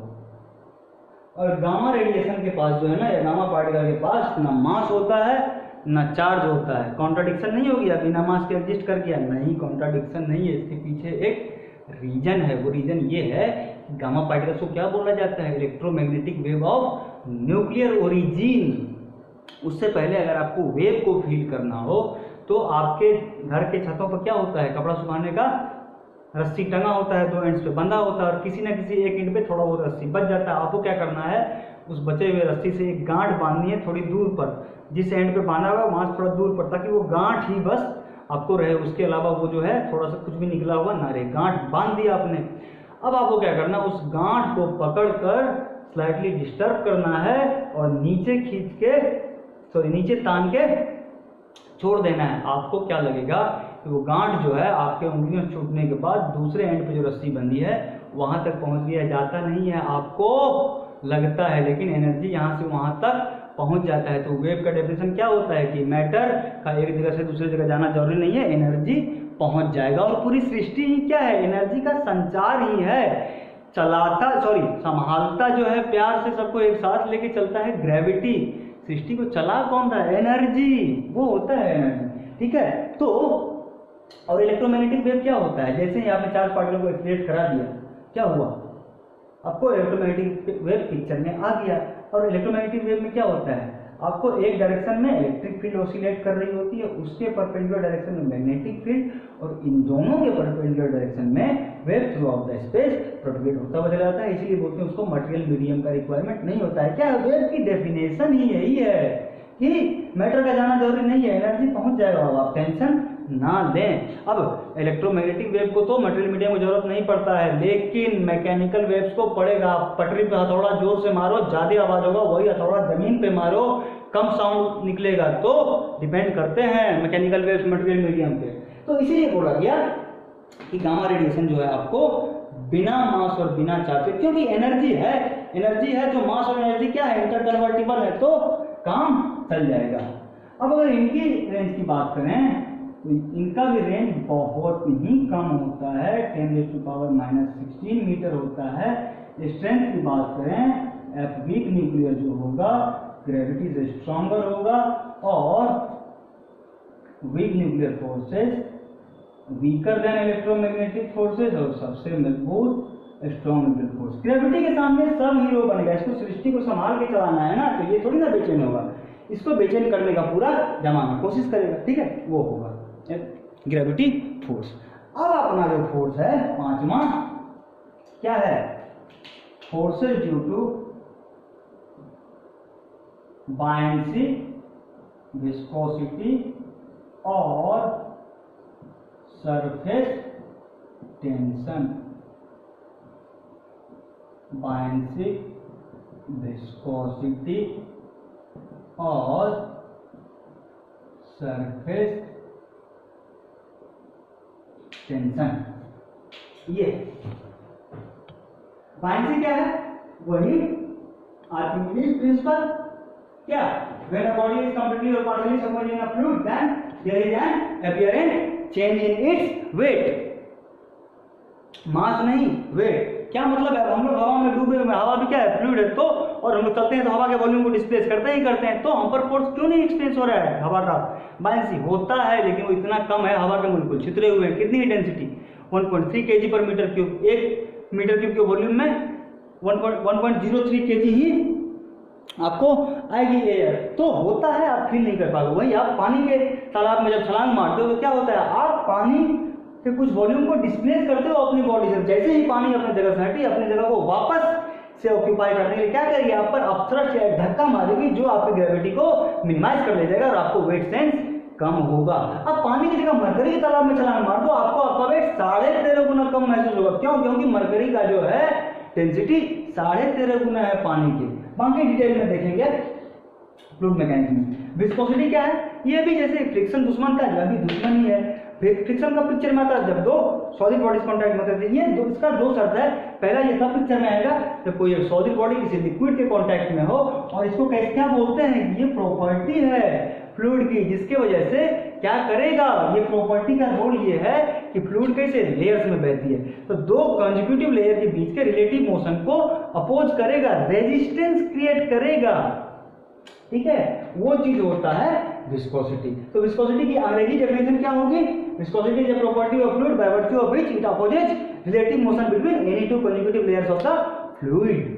अब विस्कोसिटी को अगर आपको फील करना हो तो हम लोग जो है 24 घंटे हवा में डूबे हुए हैं,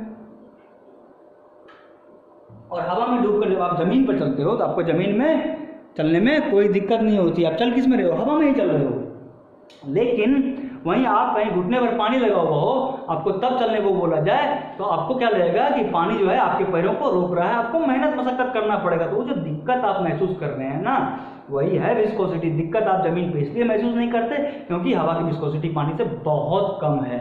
तो विस्कोसिटी तकलीफ है। अब और विस्कोसिटी को समझने के लिए क्या होता है कि किसी भी फ्लूइड को आपको कंटेन करने के लिए क्या चाहिए होता है? एक सरफेस चाहिए होता है। अब वो सरफेस आपके कंटेनर को हो, तालाब का हो, स्विमिंग पूल का हो, तो पहला परत जो हुआ क्या हुआ, उस सरफेस को भिगाने में चला गया, वो नहीं चलेगा, वो रुक गया, जमीन के साथ है रुक गया। उसके ऊपर वाला परत एकदम थोड़े वेलोसिटी से, उसके ऊपर वाला अपने नीचे वाले से थोड़ी ज़्यादा वेलोसिटी से, ऐसे करते करते जैसे जैसे ऊपर जाएंगे वेलोसिटी धीरे धीरे धीरे धीरे बढ़ता चला जाएगा और टॉप सरफेस या फ्री सरफेस आराम से बहेगा। तो अगर आपको विस्कोसिटी को और फील करना है तो अगर आप अमीर हैं स्विमिंग पूल में जाइएगा, गरीब हैं पोखर तालाब में जाइएगा, शर्त यह है कि पोखर में पानी गर्दन तक भरा हो। आपको क्या करना है, आपको अपना गर्दन और पैर एक साथ आगे बढ़ाना है। हवा में मैं भी बढ़ा ले जा रहा हूं, आप भी बढ़ा ले जाओगे, लेकिन जब आप पानी में बढ़ाओगे तो आप देखना, मैंने किया है इसीलिए कॉन्फिडेंस से बता रहा हूं, आप देखना कि गर्दन पहले आगे चला जाएगा, पैर उठा के आपको रखने में दिक्कत होगा। क्या मतलब है इस बात का? जो फ्लूइड लेयर सरफेस से जितने नजदीक होंगे वहां पे विस्कोसिटी उतनी ही डोमिनेंट होगी। सो विस्कोसिटी आपको through out the liquid column dominant नहीं होती। और हमें जो है विस्कोसिटी ना नदी में पढ़ना है, ना तालाब में, ना समंदर में, ना स्विमिंग पूल में। हमें कहाँ पढ़ना है?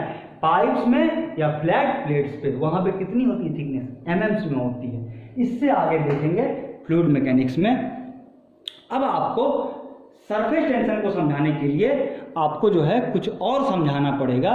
सो समझते हैं सरफेस टेंशन को। क्या है?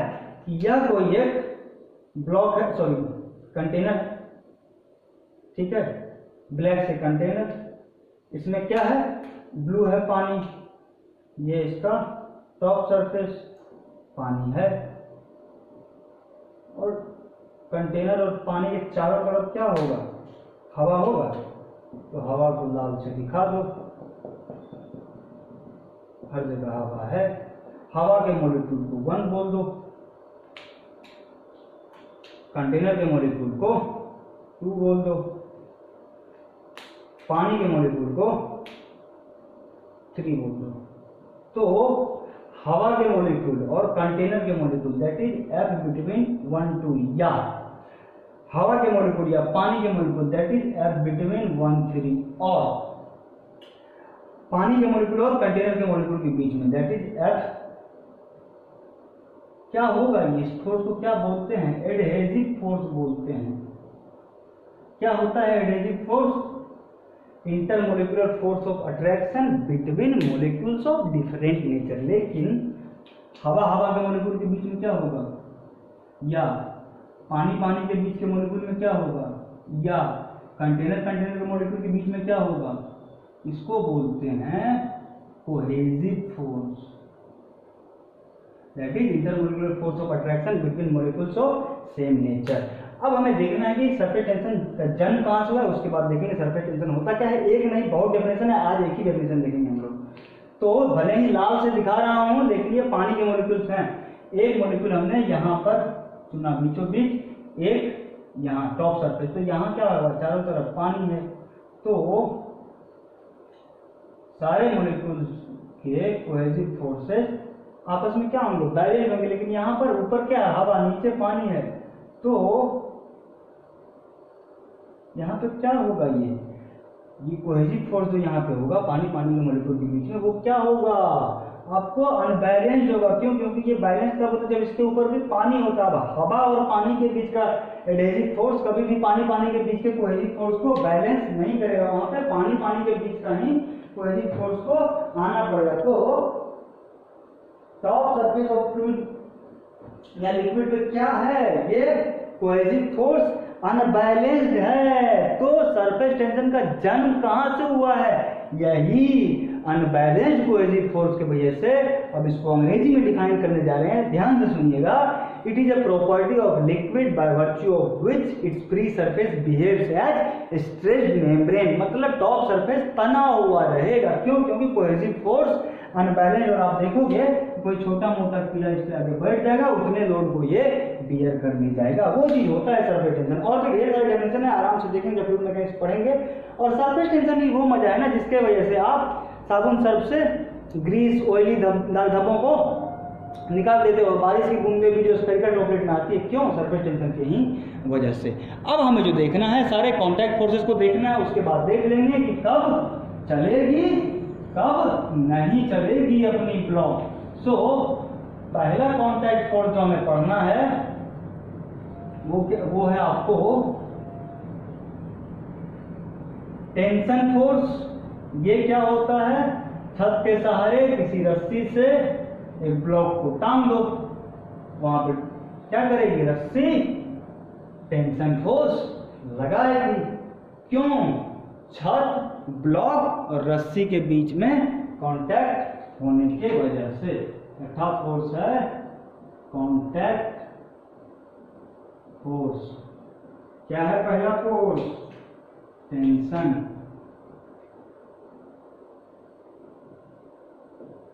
ये है छत, ये रही रस्सी, एम मास का ब्लॉक आपने टांग दिया। यहाँ जो पढ़ेंगे वहां शर्त है, बिना किसी शर्त के पढ़ेंगे न्यूटन्स लॉ में। ये रस्सी मासलेस है, अजम्पशन ही है, समझ सकते हो। और इनएक्सटेंसिबल है। इनएक्सटेंसिबल का मतलब है रस्सी कभी आड़ी टेढ़ी ढीली नहीं रहेगी, तनी रहेगी, उसके लेंथ में कोई चेंज नहीं आएगा। तो टेंशन फोर्स के साथ एक खास बात यह है कि ये जहां भी लगा हुआ होगा, जहां भी लगा हुआ होगा, तो यहाँ अगर छत के पास देखो तो छत को नीचे तान रहा होगा, ब्लॉक के पास देखो तो ब्लॉक को ऊपर तान रहा होगा। रिप्रेजेंट किससे करते हैं? टी से। यहाँ से बहुत ही फंडामेंटल पॉइंट आ रहा है सामने कि हमेशा ही टेंशन फोर्स क्या होगा, पुलिंग नेचर का होगा ये, ठीक है। अब इससे पिछले वीडियो में थोड़ा सा न्यूटन थर्ड लॉ का माहौल बनाया था, यहाँ पे फर्स्ट लॉ का माहौल बनाएंगे। पढ़ नहीं रहे हैं, आपको समझाने के लिए कुछ बताना पड़ेगा, तो वो कर रहे हैं। क्या है Newton first law? A body in rest will remain in rest and a body in its state of uniform motion will continue its uniform motion until and unless an external force acts on it। क्या मतलब है इस बात का? कोई भी body रुकी हुई है, रुकी रहेगी, प्यार से चल रही है, प्यार से चलेगी। बेचैनी, हड़बड़ाहट कौन प्रोड्यूस करेगा? उसमें कोई एक एक्सटर्नल अनबैलेंस्ड फोर्स प्रोड्यूस करेगा। तो इसको हम लोग उल्टे तरीके से देखें और बोलें कि किसी बॉडी पे अगर एक्सटर्नल, अच्छा उससे पहले जो आखिरी स्टेटमेंट था कि अनबैलेंस्ड फोर्स एक्सेलरेशन प्रोड्यूस करेगा, किसका है? न्यूटन सेकंड लॉ का स्टेटमेंट है, और तीनों कंबाइनली फर्स्ट लॉ है। परेशान मत होइए, जब पढ़ेंगे तब देखेंगे। अभी बस माहौल बनाना है, आपको समझाना है कुछ, ठीक है। तो न्यूटन फर्स्ट लॉ को उल्टे तरीके से बोलें, क्या था कि जो रुकी हुई है रुकी रहेगी, जो चल रही है वो चलती रहेगी प्यार से। हड़बड़ाहट, बेचैनी कौन पैदा करेगा? External unbalance force. तो अगर ऐसा बोलें कोई भी बॉडी अगर रुकी हुई है या प्यार से चल रही है तो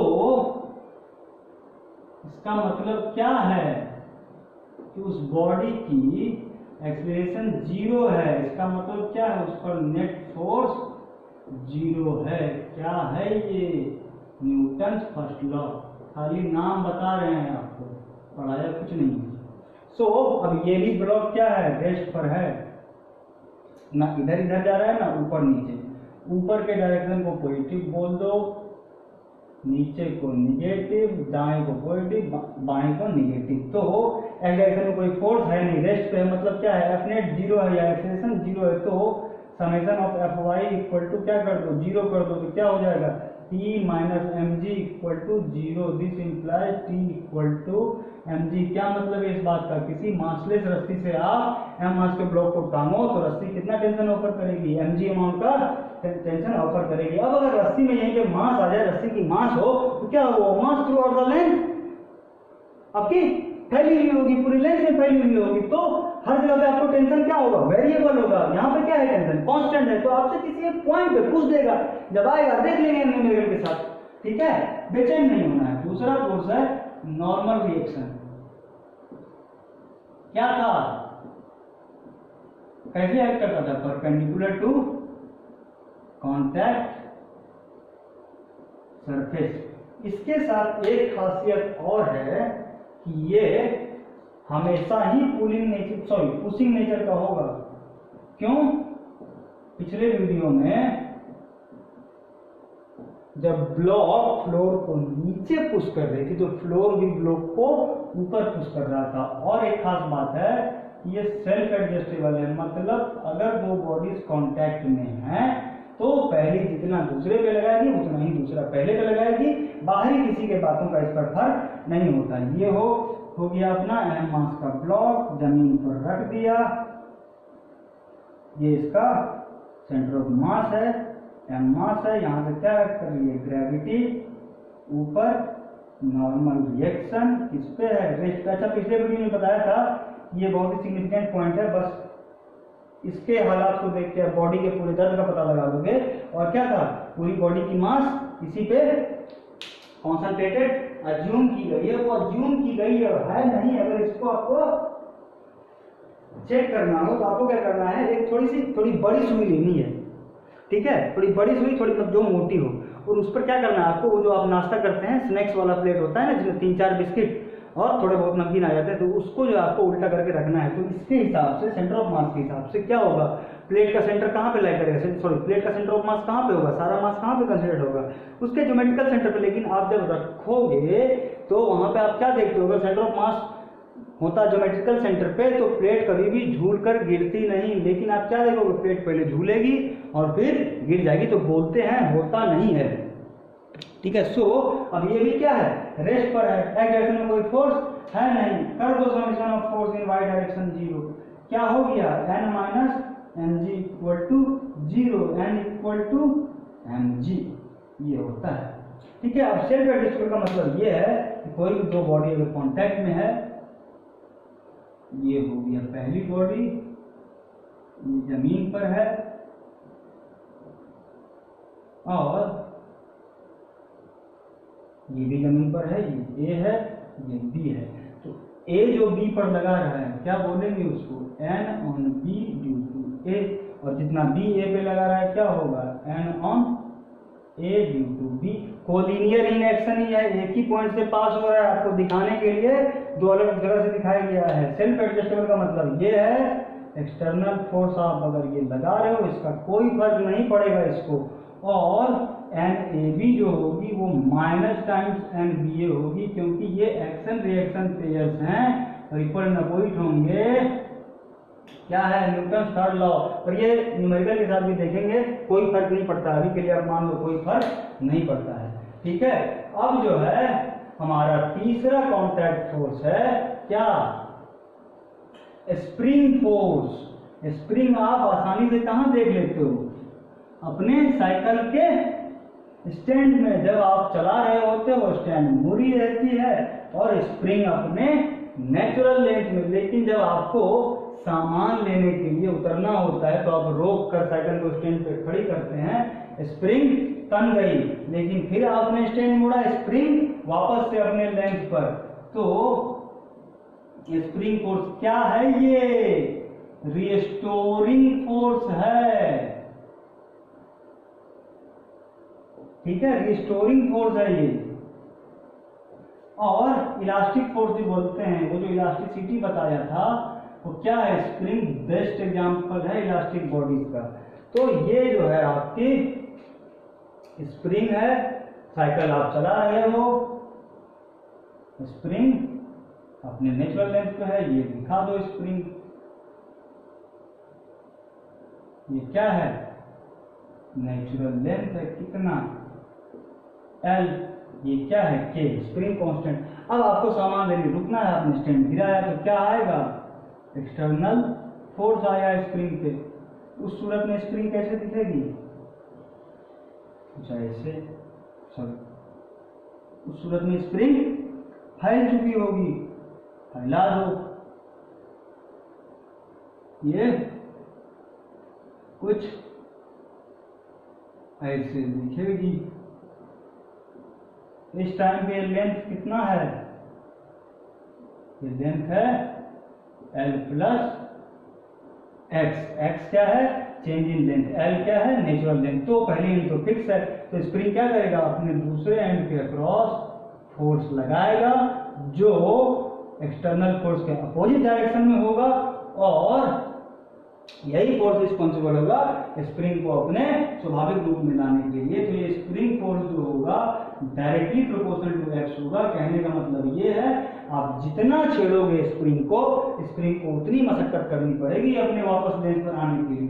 प्रोपोर्शनलिटी हटाएंगे मैथ से, क्या करें कांस्टेंट क्या हो गया F इक्वल टू माइनस के एक्स, माइनस साइन क्यों, क्योंकि फोर्स रिस्टोरिंग है, उस चक्कर में आपको स्प्रिंग क्लियर फोर्स लगा रहा है अप्लाइड फोर्स के उल्टे डायरेक्शन में, डायरेक्शन बदली साइन उल्टा, तो ये हो गया।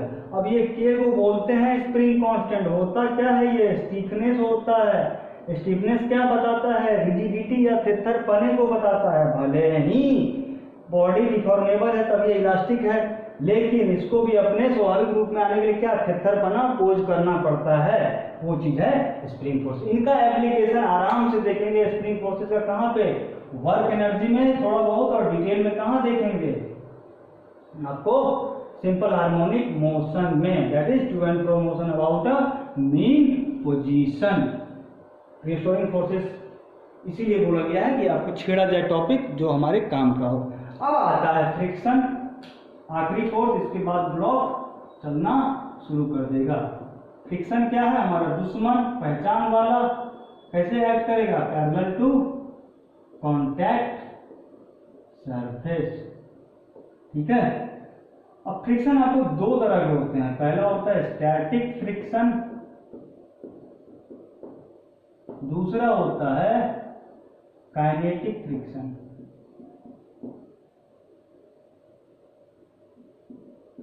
स्टैटिक फ्रिक्शन को Fs से डिनोट कर दो, काइनेटिक को Fk से। ये कब पिक्चर में आएगा स्टैटिक फ्रिक्शन, जब या तो बॉडी रुकी हुई है या बेताब है, बेचैन है चलने को, एकदम मन बना चुकी है, that is verge of motion, लेकिन यहां पर चलेगी नहीं, चलने वाली है। ये डेफिनेशन सही क्या, जब रिलेटिव मोशन स्टार्ट हो चुकी है। कौन ज्यादा जानलेवा है, ये कम बखत, क्यों, क्योंकि ये जैसे आपने चलना शुरू किया हट गया ये, हाँ ये आपको चलने से पहले रोकेगा, आपने ताकत लगाई, इसका अवतार ना दिया, आप चल पड़े, लेकिन ये कम बखत चलते चलते भी आपको रोकेगा, आपको इसका आदत पड़ जाना चाहिए। इसीलिए इसको क्या बोलते हैं कि ये कांस्टेंट होता है, और आपको स्टैटिक फ्रिक्शन जो है वो एक इंटरवल में लाई करता है, इसीलिए इसको वेरिएबल फोर्स बोलते हैं, और ये अप्लाइड फोर्स के हिसाब से खुद को एडजस्ट करेगा। Fs है static force, sorry static friction, FLS को बोलते हैं limiting static force of friction. क्या limiting static force of friction, friction की मैक्सिमम औकात है, जब इतना फोर्स आप लगा दो बॉडी कहाँ होगी, वर्ज ऑफ मोशन की होगी, चलेगी नहीं, इससे ज्यादा आपको लगाना पड़ेगा, ठीक है। स्टैटिक फ्रिक्शन को जो है कैसे, अब यहाँ चलाना है ब्लॉक को तो फॉर्मूला बताना पड़ेगा, क्या होता है mu S into N. Mu S क्या है, coefficient of static friction, N क्या है, normal distance between contact surface. ये क्या हो जाएगा, म्यू के इंटू एन। म्यू के क्या है, coefficient of kinetic friction, N है नॉर्मल फ्रिक्शन। ये ज्यादा खतरनाक है, ये कम है, और स्टैटिक फ्रिक्शन कभी आपको एनर्जी का लॉस नहीं करता। लॉस आप समझ में आ जाना चाहिए क्यों बोल रहे हैं, दैट इज अपने किसी अनडिजायरेबल फॉर्म में कन्वर्ट नहीं करेगा, तो ये आपको कभी भी एनर्जी का लॉस नहीं करेगा। ये दुश्मन है अपना, बहुत बड़ा दुश्मन है, ये एनर्जी का लॉस कराता ही कराता है, ठीक है। अब जनरली क्या होता है, कोएफिशिएंट ऑफ स्टैटिक फ्रिक्शन जो होता है कोएफिशिएंट ऑफ काइनेटिक फ्रिक्शन से बड़ा होता है, इसीलिए हर कोई जो है मैक्सिमम लोग रट के रखते हैं। इसका आज वजह देखने जा रहे हैं कि rolling friction greater than sliding friction. क्या है रोलिंग मोशन, क्या होता है, जब बॉडी रोटेट भी करे आगे भी जाए, रोटेट भी करे आगे भी जाए। मतलब जो अपने आप कोई साइकिल चलाते हो, बाइक चलाते हो, कार चलाते हो, आपके टायर का भी मोशन होता है या व्हील का भी मोशन होता है, रोड पे नाच भी रही है आगे भी जा रही है, वो कौन सा मोशन है, रोलिंग मोशन। लेकिन रोलिंग मोशन में हर समय आपके टायर का कोई ना कोई हिस्सा जमीन से संपर्क में होगा और जमीन को रुका हुआ बोल रहे हो, तो जिस पॉइंट पे फ्रिक्शन एक्ट कर रहा है हर एक स्टैंड पर, तो वो क्या है, स्टैटिक है। इसीलिए रोलिंग में फ्रिक्शन क्या आ गया, स्टैटिक आ गया।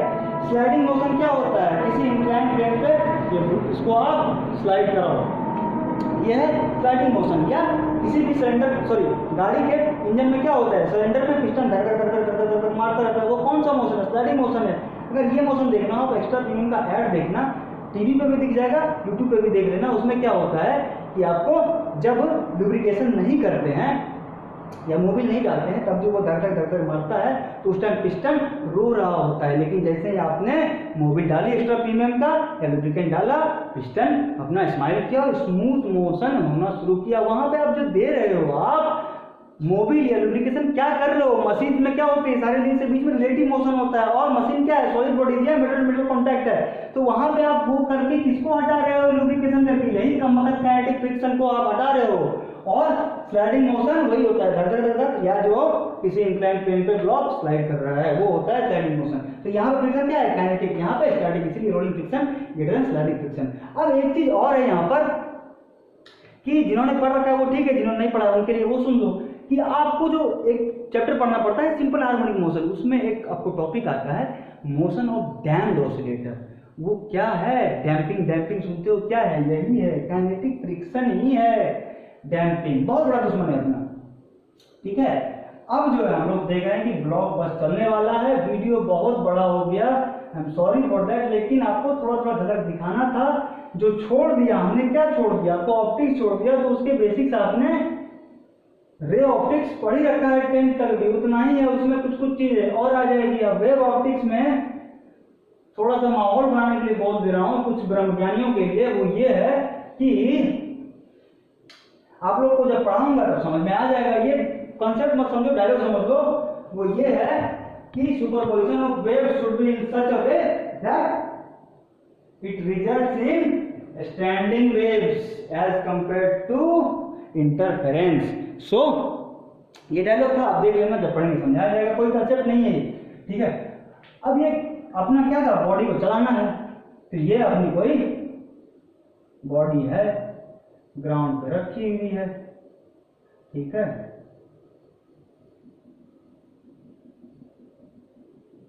ये इसका सेंटर ऑफ मास है, यहां से क्या एक्ट करेगी, ग्रेविटी कितना mg, यहीं से क्या पास होगा, नॉर्मल।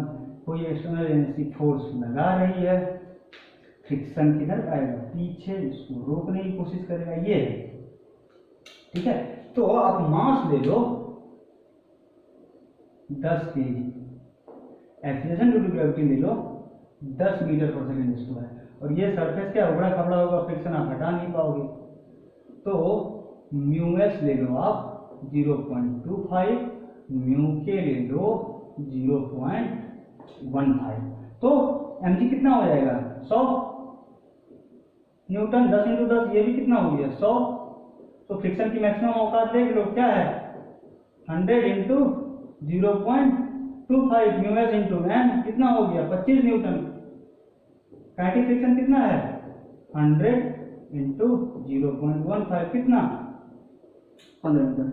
अच्छा, जब ये ब्लॉक चलना शुरू करेगा ना, तो धरती पर जो है एक ही जैसा सतह नहीं है, पहाड़ है, नदियां हैं, वादियां हैं, सब कुछ है, तो वहां पे क्या होगा, सरफेस जो है वेरी कर रहा है, तो ये एक ही समतल सरफेस पे जो है और रुका हुआ है, तभी आप सीधे सीधे ये नॉर्मल रिएक्शन दिखाते हो, नहीं तो हर पॉइंट पे कॉन्टैक्ट फोर्सेस होंगे और वो वेरी होंगे, क्योंकि सरफेस आपको एक जैसा नहीं होता है। तो ये जो आप नॉर्मल रिएक्शन दिखा देते हो ना सीधा सीधा, वो क्या है, इन्हीं कॉन्टैक्ट फोर्सेस का रिजल्टेंट है। और इनका मजा देखेंगे टॉपलिंग में। वो रोटेशन के बाद एक चैप्टर आता है, बहुत ही बढ़िया टॉपिक है, बेस्ट क्वेश्चन बनते हैं।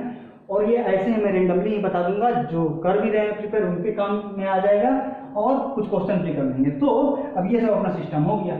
अब कोई आया, उसने 5 न्यूटन का फोर्स लगाया, क्या ब्लॉक चलेगा? नहीं, 25 न्यूटन तक लगाना पड़ेगा, नहीं चलेगा। तो पीछे फ्रिक्शन कितना आएगा? 5 न्यूटन। इसीलिए बोला जाता है ये अप्लाइड फोर्स के हिसाब से खुद को एडजस्ट करेगा, इसलिए इसको वेरिएबल बोल दिया। अब कोई आया, लगाया 10 न्यूटन, क्या चलेगा? नहीं, पीछे 10 न्यूटन आ गया। अब गुस्सा में कोई आया, लगाया 20 न्यूटन, चला? नहीं, फिर से पीछे कितना? 20 न्यूटन।